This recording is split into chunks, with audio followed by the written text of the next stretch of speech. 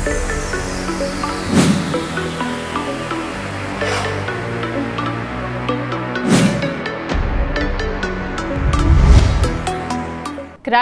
2021లో వచ్చిన ఒక youthful adult comedy Telugu సినిమా. 2021లో వచ్చిన క్రష్ సినిమా మేకింగ్ మరియు షూటింగ్ సమయానికి సంబంధించిన కొన్ని ఆసక్తికరమైన విశేషాలు ఇప్పుడు తెలుసుకుందాం. ఈ సినిమా కథలో కొంత భాగం విదేశాల నేపథ్యంతో ముడిపడి ఉన్నప్పటికీ షూటింగ్ మొత్తాన్ని కోవిడ్ నిబంధనలకు అనుగుణంగా హైదరాబాద్లోనే పూర్తి చేశారు. దర్శకుడు రవిబాబు ఎప్పుడూ కొత్త ప్రతిభను ప్రోత్సహిస్తుంటారు. ఈ సినిమా కోసం వందలాది మందిని ఆడిషన్ చేసి ఆడిషన్స్ ద్వారా కృష్ణ బూరుగుల, అభయ్ సింహ, చరణ్ సాయి, అంకిత, పారి పాండేలను ఎంపిక చేశారు. ఫస్ట్ వేవ్ లాక్డౌన్ తర్వాత ప్రభుత్వం షూటింగ్లకు పరిమిత అనుమతులు ఇచ్చిన వెంటనే తక్కువ మంది క్రూతో అతి తక్కువ రోజుల్లోనే రవిబాబు ఈ సినిమా చిత్రీకరణను శరవేగంగా పూర్తి చేశారు. కొత్త నటీనటులు కావడంతో బోల్డ్ మరియు కామెడీ సీన్స్లో వారు ఎలాంటి బిడియం లేకుండా నటించడానికి షూటింగ్కు ముందే కొన్ని రోజుల పాటు ప్రత్యేక వర్క్ షాప్లు నిర్వహించారు. రవిబాబు తన సొంత నిర్మాణం ఫ్లయింగ్ ఫ్రాగ్స్ బ్యానర్ పైనే బడ్జెట్ పరిమితులకు లోబడి ఈ చిత్రాన్ని నిర్మించారు. ఎన్ సుధాకర్ రెడ్డి ఛాయాగ్రహణంలో యంగ్ అండ్ లైవ్లీ లుక్ రావడం కోసం కలర్ ప్యాలెట్ ని చాలా బ్రైట్ గా యూత్ఫుల్ గా డిజైన్ చేశారు. క్రష్ సినిమా చిత్రీకరణ సమయం సాధారణ రోజుల్లో కాకుండా కోవిడ్ మొదటి వేవ్ లాక్డౌన్ తర్వాత జరిగింది. అందువల్ల సెట్స్ లో క్రూ చేసిన హంగామా, రవిబాబు స్టైల్ ఫన్ ఆడియన్స్ ను బాగా ఆకట్టుకున్నాయి. కోవిడ్ నిబంధనలు అమల్లో ఉన్న సమయంలో షూటింగ్ ప్రారంభించిన మొదటి తెలుగు సినిమా ఇదే. ఆ సమయంలో రవిబాబు సోషల్ మీడియాలో ఒక ఫన్నీ వీడియో వదిలారు. హీరో హీరోయిన్లు రొమాంటిక్ గా పరిగెత్తుకుంటూ వచ్చి కౌగిలించుకోవడానికి ట్రై చేస్తారు.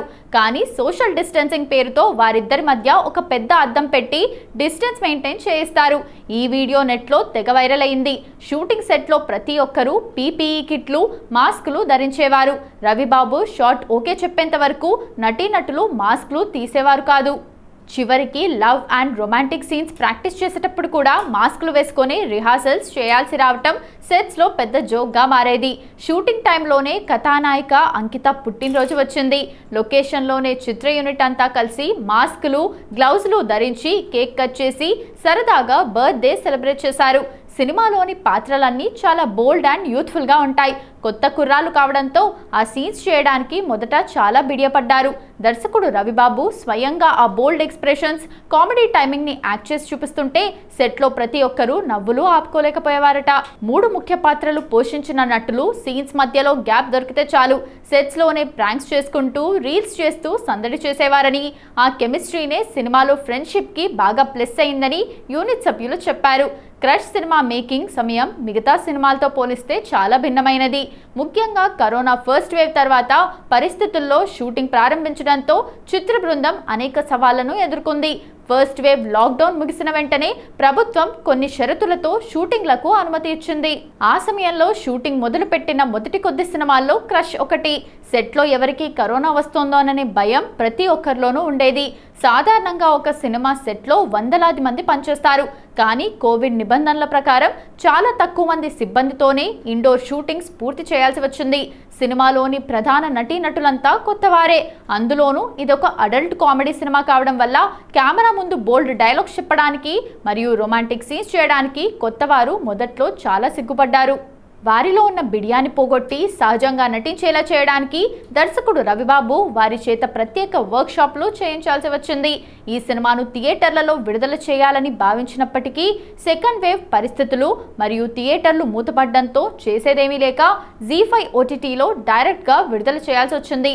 అడల్ట్ హ్యూమర్ కంటెంట్ ఎక్కువగా ఉండటం వల్ల సెన్సార్ పరంగాను కుటుంబ ప్రేక్షకుల నుండి వచ్చే ప్రతికూల విమర్శలను తట్టుకోవడం కూడా చిత్ర బృందానికి ఒక సవాల్గా మారింది. వాణిజ్య పరంగా మరియు విమర్శకుల కోణంలో చూస్తే క్రష్ ఒక ఫ్లాప్ సినిమా. ఈ సినిమా నేరుగా జీ5 ఓటీటీలో విడుదలైంది. రవిబాబు మార్క్ కామెడీ ఉంటుందని ఆశించిన ప్రేక్షకులను ఈ సినిమా తీవ్రంగా నిరాశపరిచింది. అడల్ట్ కామెడీ పేరుతో తీసినప్పటికీ అందులోని హాస్యం చాలా కృత్రిమంగా, డబుల్ మీనింగ్ డైలాగ్స్ మరీ ఎక్కువగా ఉన్నాయనే విమర్శలు వచ్చాయి. సినీ విమర్శకుల నుండి, రేటింగ్ వెబ్సైట్ల నుండి చాలా తక్కువ రేటింగ్స్ వచ్చాయి. రవిబాబు గతంలో అల్లరి, నచ్చావ్లే వంటి మంచి యూత్ఫుల్ హిట్స్ ఇచ్చినప్పటికీ ఈ సినిమాలో కేవలం గ్లామర్, బోల్డ్నెస్ పైనే ఆధారపడటం వల్ల కథ లోపించి ప్రేక్షకులకు కనెక్ట్ కాలేదు. మొత్తానికి కొత్త నటీనటులు మరియు ఓటీటీ రిలీజ్ ద్వారా మేకింగ్ ఖర్చులు కొంతవరకు వెనక్కి వచ్చినప్పటికీ కంటెంట్ మరియు ఆడియన్స్ రెస్పాన్స్ పరంగా ఇది ఫ్లాప్ మూవీగానే మిగిలిపోయింది.